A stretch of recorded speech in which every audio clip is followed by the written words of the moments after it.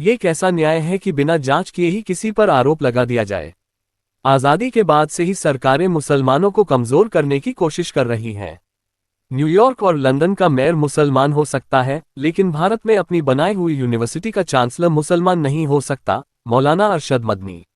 जमीयत उलमा-ए-हिंद के अध्यक्ष मौलाना अरशद मदनी ने देश की मौजूदा स्थिति पर चिंता जताई और कहा कि मुसलमानों की समस्याएं खत्म होने का नाम ही नहीं ले रही। एक समस्या खत्म नहीं होती कि दूसरी शुरू कर दी जाती है। एक विवाद शांत नहीं होता कि दूसरा विवाद खड़ा कर दिया जाता है।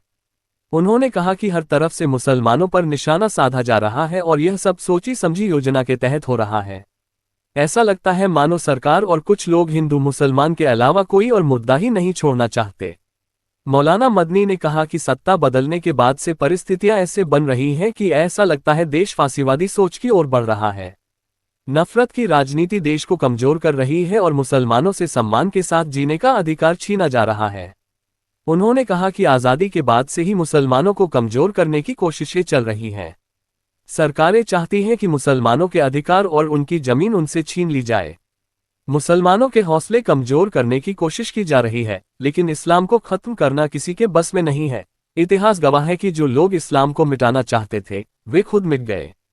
मौलाना मदनी ने कहा कि अमेरिका में न्यूयॉर्क का मेयर मुसलमान ममदानी हो सकता है, लंदन का मेयर मुसलमान खान हो सकता है, लेकिन भारत में मुसलमान अपनी बनाई हुई यूनिवर्सिटी का चांसलर भी नहीं बन सकता। और अगर बन भी जाए तो आजम खान, इकबाल या जावेद की तरह उसे जेल भेज दिया जाता है।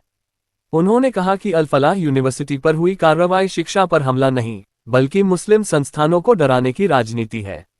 जहां भी कोई मुसलमानों का संस्थान होता है, सरकार ऐसे टूट पड़ती है जैसे वह देश के लिए खतरा हो। मौलाना मदनी ने कहा कि किसी भी घटना के बाद मीडिया बिना जांच पड़ताल मुसलमानों को बदनाम करने लग जाता है। बिना किसी कानूनी प्रक्रिया के पूरी एक कौम को अपराधी बता दिया जाता है। ऐसा दूसरे देशों में नहीं होता। उन्होंने कहा कि इस्लाम ही नहीं, दुनिया का कोई भी धर्म निर्दोष को मारने की इजाजत नहीं देता, लेकिन आतंकवाद को एक खास धर्म से जोड़ दिया गया है। मीडिया ट्रायल के कारण मुसलमानों के खिलाफ नफरत बढ़ रही है। जब अदालतें उन्हीं लोगों को बरी कर देती हैं, तो वही मीडिया इस खबर को बिल्कुल नहीं दिखाता। सुप्रीम कोर्ट की कई नसीहतों के बावजूद मीडिया ने अपना रवैया नहीं बदला, क्योंकि उसे कुछ ताकतों का समर्थन मिला हुआ है। उन्होंने कहा कि नफरत की राजनीति देश के लिए बड़ा खतरा बन गई है। इससे देश में विकास संभव नहीं है। किसी बड़ी आबादी को अलग करके देश आगे नहीं बढ़ सकता। एक सवाल के जवाब में उन्होंने कहा कि उत्तर प्रदेश में मदरसों की जांच ATS से कराने का आदेश क्यों दिया गया? क्या मदरसों में अपराधी रहते हैं? राज्य के अधिकारी भी जांच कर सकते थे।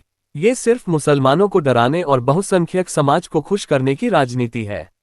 उन्होंने कहा कि देश की तरक्की के लिए एकता जरूरी है, लेकिन नफरत की राजनीति इस एकता को खत्म कर रही है। फजलुर रहमान कासमी, प्रेस सचिव, जमीयत उलमा-ए-हिंद।